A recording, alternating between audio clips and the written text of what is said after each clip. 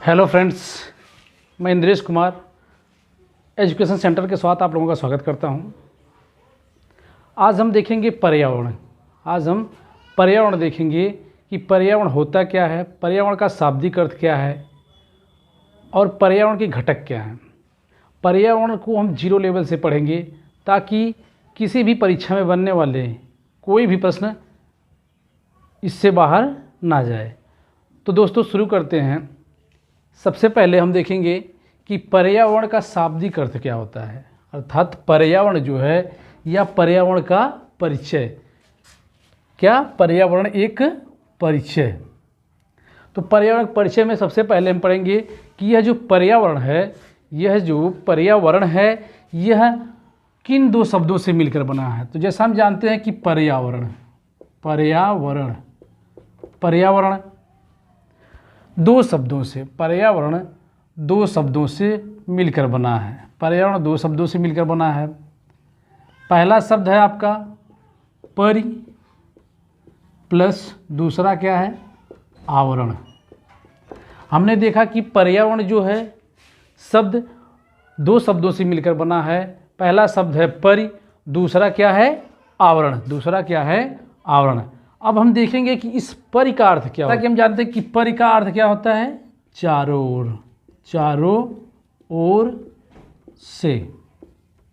हमने देखा कि परि का अर्थ क्या है चारों ओर से। आवरण का अर्थ क्या है घिराव या ढका हुआ। हमने देखा कि परि का अर्थ क्या है चारों ओर से और आवरण का अर्थ क्या है घिराव या ढका हुआ। अब हम देखेंगे कि यह परि शब्द है जो इसकी उत्पत्ति कहाँ से हुई है। यह जो परि शब्द है इसकी उत्पत्ति कहाँ से हुई है। तो सबसे पहले हम देखेंगे कि जैसा हम जानते हैं कि परि शब्द जो है यह संस्कृत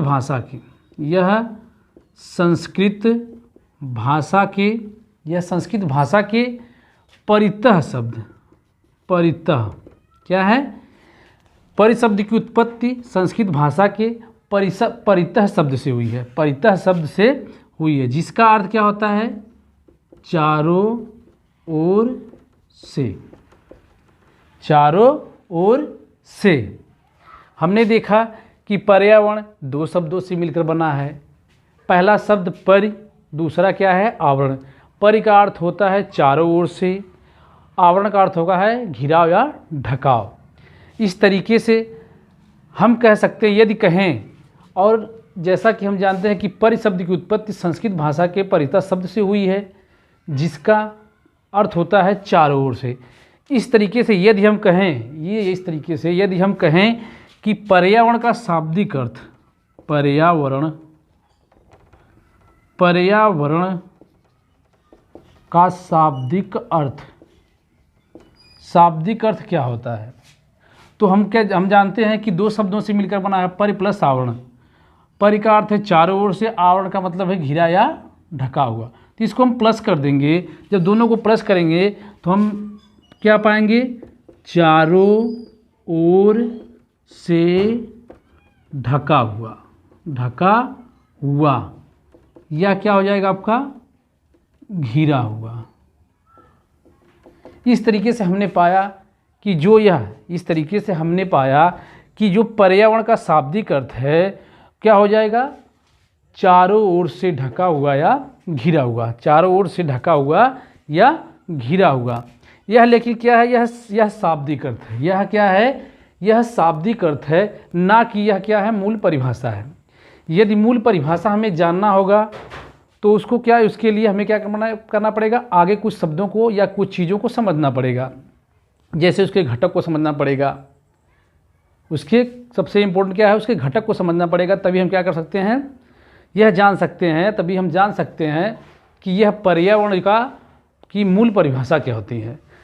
यह परिभाषा ना होकर क्या है यह शाब्दिक अर्थ है। यह इनके शब्दों का अर्थ है चारों ओर से ढका हुआ या घिरा हुआ। अब हम देखेंगे कि जो पर्यावरण शब्द है इसका जो इंग्लिश रूपांतरण है या इसका जो इंग्लिश रूप है इन्वायरमेंट। यह किन शब्दों से मिलकर बना हुआ है? इन्वायरमेंट। इन्वायरमेंट, हम देखेंगे कि यह जो इन्वायरमेंट शब्द की उत्पत्ति किस शब्द से हुई है या कितने शब्दों से हुई है। जैसा कि हम जानते हैं कि इन्वायरमेंट इस शब्द की उत्पत्ति भी क्या हुई है? 2 शब्दों से मिलकर हुई है। 2 शब्दों से हुई है। पहला क्या है? पहला है इनबिरोन। क्या है? इनबिरोन। दूसरा क्या है? मेंट। दूसरा क्या है? मेंट। यह जो इन्वायरमेंट है, इन्वायरमेंट शब्द है जो है कि 2 शब्दों से मिलकर बना है। पहला क्या है? इनबिरोन। दूसरा क्या है? मेंट है। यह जो इनबिरोन शब्द है यह फ्रांसीसी भाषा का शब्द है। यह क्या है? फ्रांसीसी भाषा का, यह फ्रांसीसी भाषा का शब्द है। यदि कहा जाए कि इन दोनों में मूल शब्द कौन है, इन दोनों में इनबिरोन प्लस मेंट में मूल शब्द किसको कहा जाता है, तो मूल शब्द कौन है? जो यह इनबिरोन है। इनबिरोन क्या है? इनबिरोन ही क्या है? हमारा मूल शब्द है। क्या है? मूल शब्द है इनबिरोन। और यदि हमने देखा कि इनबिरोन शब्द क्या है? फ्रांसीसी भाषा का शब्द है और यह इसी को क्या कहते हैं? हम मूल शब्द कहते हैं। अब हम देखेंगे कि इनबिरोन का अर्थ क्या होता है। इनबिरोन शब्द जो है, जो फ्रांसीसी भाषा का शब्द है, इसका अर्थ क्या होता है? इसका अर्थ होता है कंप्लीट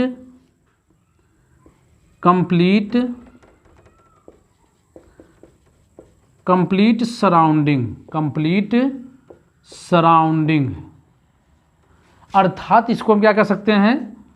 संपूर्ण परिवेश। संपूर्ण परिवेश या पूरा परिवेश, कुछ भी कह सकते हैं। तो हमने देखा कि इन्वायरमेंट शब्द की उत्पत्ति 2 शब्दों से हुई है। पहला क्या है? इनबिरोन। इनबिरोन क्या है? आपका एक फ्रांसीसी भाषा का शब्द है और इसे क्या कहते हैं? यही मूल शब्द है। मेंट क्या है? आपका जैसे आप जजमेंट लगा देते हैं या इस तरीके से क्या है? एक सहायक शब्द हो गया। क्या हो गया? आपका सहायक शब्द हो गया, ना कि मूल शब्द। मूल शब्द क्या है? इनबिरोन है। इनबिरोन का अर्थ क्या होता है? Complete surrounding. कंप्लीट सराउंडिंग अर्थात क्या कहेंगे? संपूर्ण परिवेश। संपूर्ण परिवेश, यही क्या है? इनबिरोन का अर्थ है। इनबिरोन का अर्थ है। इस तरीके से अब हमने देखा कि अब हम देखेंगे कि जब हम पर्यावरण को पढ़ते हैं, जब हम पर्यावरण को पढ़ते हैं तो सबसे पहले, जब हम पर्यावरण को पढ़ते हैं तो सबसे पहले क्या होता है कि हमारे दिमाग में क्या होता है? पर्यावरण में जो रहने वाले सबसे महत्वपूर्ण वह क्या है? जीव है। क्या है? जीव। पर्यावरण में रहने वाले सभी सदस्य क्या है? जीव। जो सबसे महत्वपूर्ण होते हैं वह जीव हैं। हम जीवों को देखिए, हम जीवों को क्या करेंगे? 3 पार्ट में डिवाइड करेंगे। जीवों को 3 पार्ट में डिवाइड करेंगे और देखेंगे कि किनके संयुक्त रूप को क्या कहते हैं या किनके संयुक्त रूप को क्या कहते हैं। तो हम जीवों को 3 रूप में डिवाइड करेंगे। जीवों को 3 रूप में डिवाइड करेंगे। पहला रूप आपका हो जाएगा, पहले में आ जाएंगे पेड़ पौधे या वनस्पतियाँ या झाड़ियाँ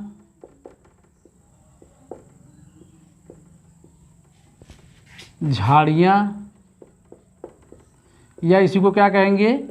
औषधियाँ। देखिए पहले में क्या है आपका?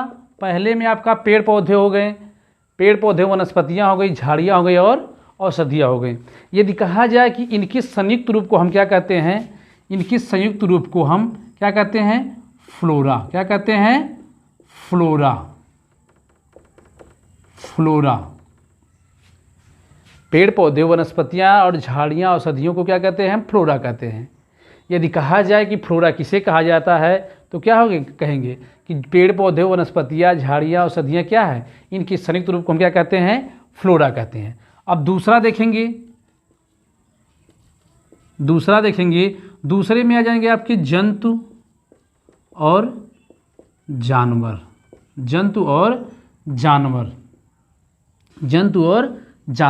जंतु जानवर में आपके जैसे गाय हो गया, भैंस हो गया, बकरी हो गई, यह सब आ जाएंगे। पक्षी हो गए, यह सब क्या हो जाएंगे, जंतु और जानवर में आ जाएंगे। हमने देखा कि उसे क्या कहते हैं, पेड़ पौधे, वनस्पतियाँ, झाड़ियाँ, औषधियों को क्या कहते हैं, फ्लोरा कहते हैं। और जंतु और जानवर के समूह को हम क्या कहेंगे, तो इसको हम क्या कहेंगे, फौना। क्या कहेंगे, फौना। क्या कहेंगे, फौना। इसे क्या कहेंगे, फौना कहेंगे। जंतु और जानवर के संयुक्त रूप को क्या कहेंगे, फौना कहेंगे। अब तीसरा देखेंगे। तीसरा जो आपका होता है सूक्ष्म जीव। क्या होता है, सूक्ष्म जीव। तीसरा जो आपका हो जाएगा सूक्ष्म जीव हो जाएगा। अब देखिए हम सूक्ष्म जीव को क्या कहेंगे। सबसे पहले जानना हमें यह है कि सूक्ष्म जीव के अंतर्गत कौन कौन आता है। ऐसा तो हम जानते हैं कि सूक्ष्म जीव क्या होता है, जिसे देखने के लिए हमें क्या करना पड़ता है, वो हमें नग्न आँखों से नहीं दिखाई पड़ते हैं, जिसे देखने के लिए हमें सूक्ष्मदर्शी की सहायता लेनी पड़ती है। तो हम देखेंगे कि यह जो सूक्ष्म जीव के अंतर्गत कौन कौन से आते हैं। तो सबसे पहले हम देखेंगे जीवाणु। क्या हो जाएंगे, इसके अंदर आने वाले जीव। पहले जीवाणु, जिसे हम क्या कहते हैं, बैक्टीरिया कहते हैं। क्या कहते हैं, बैक्टीरिया। दूसरा देखेंगे आपका विषाणु। विषाणु, जिसे हम क्या कहते हैं, वायरस कहते हैं। जिसे हम क्या कहते हैं, वायरस कहते हैं। तीसरा देखेंगे कवक। तीसरा क्या हो जाएगा आपका, कवक, जिसे हम क्या कहते हैं, फंजाई कहते हैं। जिसे हम क्या कहेंगे, फंजाई कहते हैं। और चौथा क्या कहेंगे, कहेंगे प्रोटोजोआ। क्या कहेंगे, प्रोटोजोआ। इसे हम क्या कहते हैं इंग्लिश में, इंग्लिश में प्रोटोजोआ ही कहते हैं। तो हमने देखा कि सूक्ष्म जीव, यह जो है सूक्ष्म जीव के अंतर्गत कौन कौन आता है, जीवाणु जिसे हम बैक्टीरिया कहते हैं, जीवाणु जिसे हम बैक्टीरिया कहते हैं, विषाणु जिसे हम वायरस कहते हैं, कवक जिसे हम फंजाई कहते हैं, और प्रोटोजोआ जिसे हम प्रोटोजोआ ही कहते हैं। हमने देखा कि पेड़ पौधे, वनस्पतियाँ, झाड़ियाँ और औषधियाँ जो हैं उनको फ्लोरा कहते हैं। जंतु और जानवर को क्या कहते हैं, संयुक्त रूप से फौना कहते हैं। अब हम देखेंगे कि सूक्ष्म जीव जो हैं, सूक्ष्म जीव को हम संयुक्त रूप से क्या कहते हैं। तो हम देखेंगे जो सूक्ष्म जीव हैं इनको हम किस नाम से जानते हैं, इनको हम जानेंगे, इन्हें हम कहते हैं माइक्रोब्स। क्या कहेंगे, माइक्रोब्स। माइक्रोब्स या माइक्रो ऑर्गेनिज्म। Micro organism. तो हमने देखा कि सूक्ष्म जीव को हम संयुक्त रूप से क्या कहते हैं, माइक्रोब्स या माइक्रो ऑर्गेनिज्म कहते हैं। हमने देखा कि जीवों को हमने क्या किया, 3 पार्ट में डिवाइड किया। जीवों को हमने 3 पार्ट में डिवाइड किया। पहला पेड़ पौधे, वनस्पतियाँ, झाड़ियाँ और औषधियाँ हो गई, जिसे हम फ्लोरा कहते हैं। दूसरा जंतु जानवर, जिसे हम फौना कहते हैं। तीसरा सूक्ष्म जीव, जिसमें जीवाणु जिसे बैक्टीरिया कहते हैं, विषाणु जिसे वायरस कहते हैं, कवक जिसे फंजाई कहते हैं, और प्रोटोजोआ जिसे प्रोटोजोआ ही कहते हैं। इसके संयुक्त रूप को हम क्या कहते हैं, माइक्रोब्स या माइक्रो ऑर्गेनिज्म कहते हैं। अब हम देखेंगे, जैसा कि हम जानते हैं जब हम पर्यावरण पढ़ते हैं तो कहा जाता है कि पर्यावरण का सबसे महत्वपूर्ण सदस्य, पर्यावरण का सबसे महत्वपूर्ण सदस्य कौन है, मानव है। कौन है, मानव। कौन है, मानव। जैसा कि जानते हैं कि हम मानव जो है यह निवास कहाँ करता है, यह निवास करता है पृथ्वी पर। यह कहाँ निवास करता है, पृथ्वी पर। पृथ्वी क्या है, पृथ्वी एक ग्रह है। पृथ्वी एक ग्रह है। पृथ्वी एक ऐसा ग्रह, पृथ्वी ही एक ऐसा ग्रह है जिस पर क्या होता है, जीवन पाया जाता है। तो मानव निवास कहाँ करता है, पृथ्वी पर। अब हम देखेंगे कि यह जो पृथ्वी है, यह जो पृथ्वी है, इस पे कौन कौन से मंडल पाए जाते हैं, इस पे कौन कौन से मंडल पाए जाते हैं। तो हम पृथ्वी को देखेंगे, यह पृथ्वी है। मान लीजिए यह क्या है, पृथ्वी है। पृथ्वी में सामान्यतया देखते हैं तो हम कहते हैं कि 3 प्रकार के मंडल पाए जाते हैं। सामान्यतया हम क्या कहते हैं, 3, पृथ्वी पर 3 प्रकार के मंडल पाए जाते हैं। पहला क्या है, स्थल मंडल। दूसरा क्या है, जल मंडल। और तीसरा क्या है, वायुमंडल। तीसरा क्या है, वायुमंडल। पहला जलमंडल, दूसरा सॉरी, पहला स्थल मंडल, दूसरा जल मंडल, तीसरा वायुमंडल। यह क्या है, पृथ्वी पर क्या होते हैं, सामान्यतः कहा जाता है कि 3 मंडल पाए जाते हैं। यह कौन कौन से, स्थल मंडल, जल मंडल और वायुमंडल।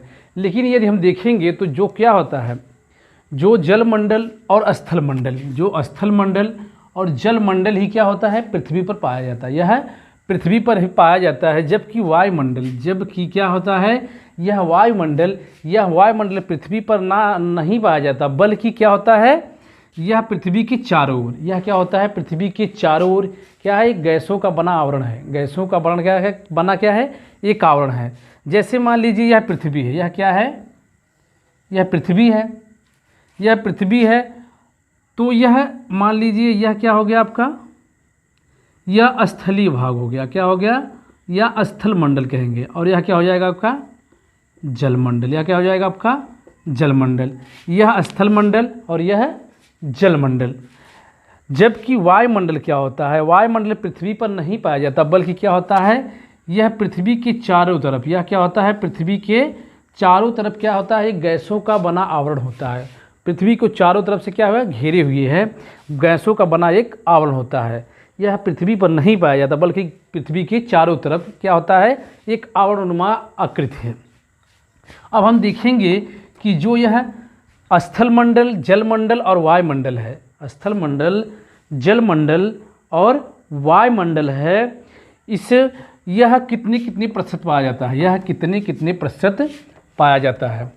तो हमने पृथ्वी को, जब हम पृथ्वी पर देखेंगे, इसको 3 पार्ट में हमने डिवाइड किया, तो देखा हमने कि यह स्थल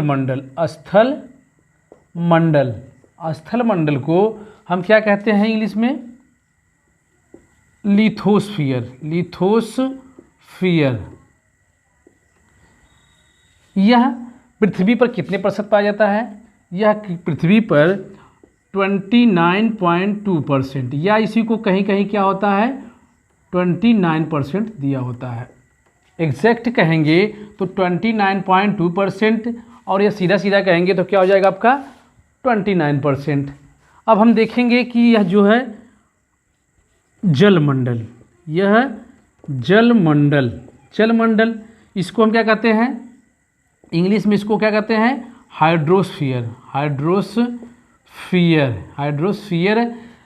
इसको हम, यह जो पृथ्वी पर है, यह पृथ्वी पर कितने प्रतिशत पाया जाता है, यह पृथ्वी पर 70.8% या 71% पाया जाता है, या 71% पाया जाता है।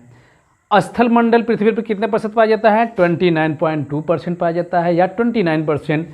जबकि जल मंडल क्या है, जिसको हम हाइड्रोस्फीयर कहते हैं, यह 70.8% या 71% पाया जाता है। अब हम देखेंगे कि वायुमंडल, जिसको हम क्या कहते हैं,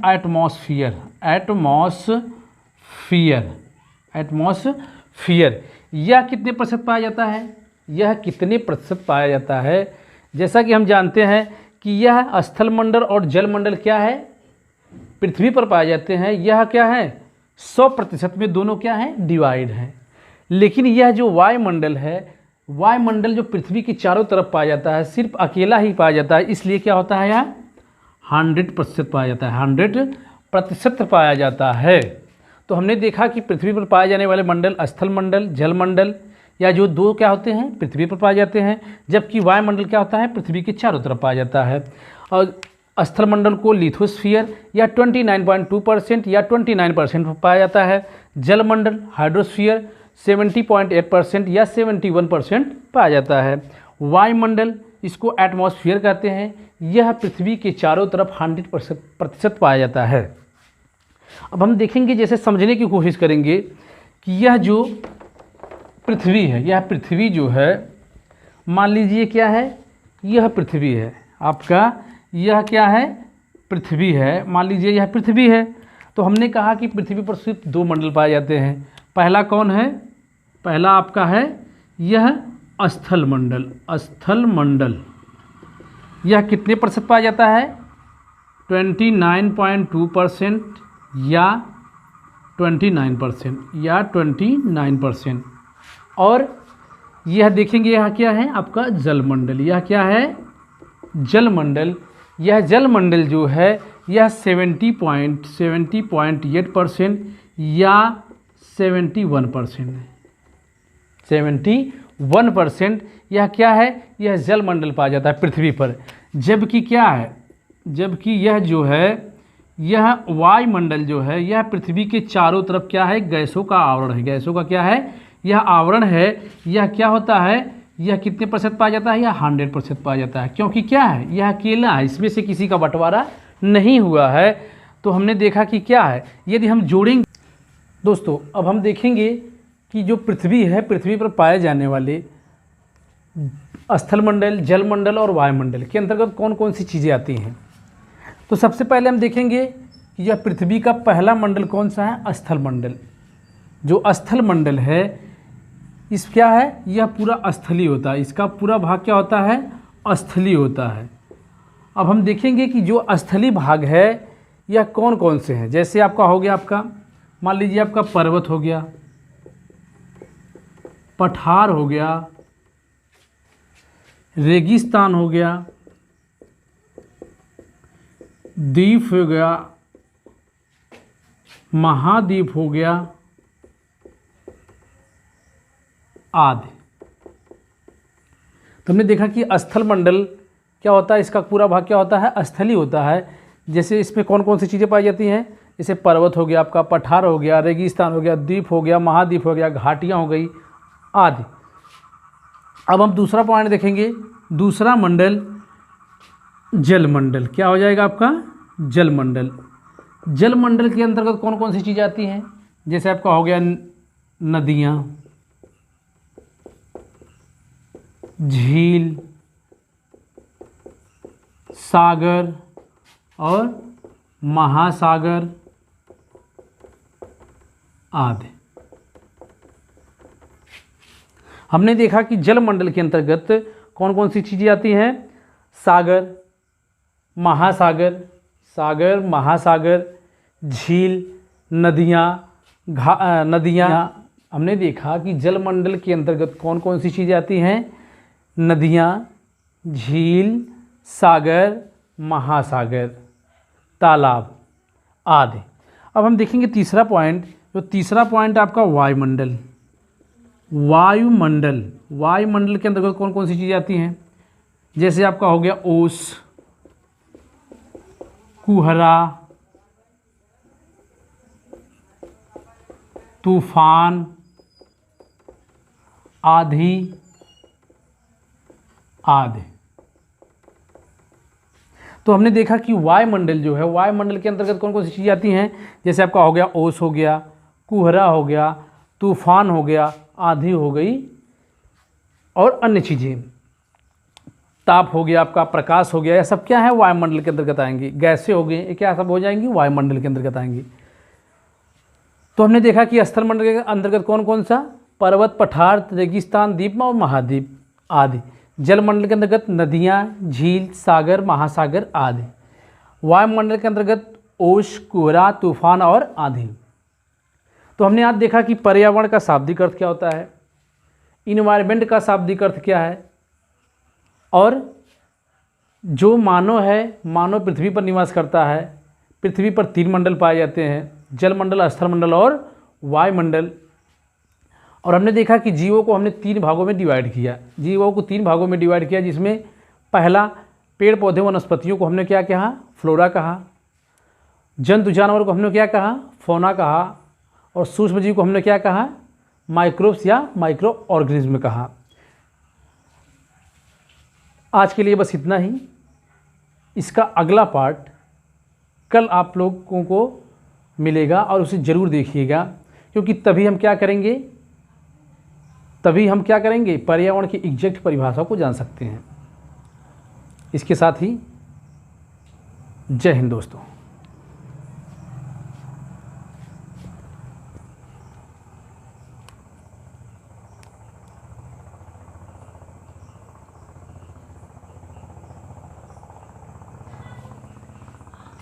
और दोस्तों, सभी विषय की फ्री क्लास पाने के लिए, वो भी टॉपिक वाइज, सभी विषय की फ्री क्लास है, टॉपिक वाइज आपको कराई जाएंगी, क्वेश्चन आंसर भी कराया जाएगा।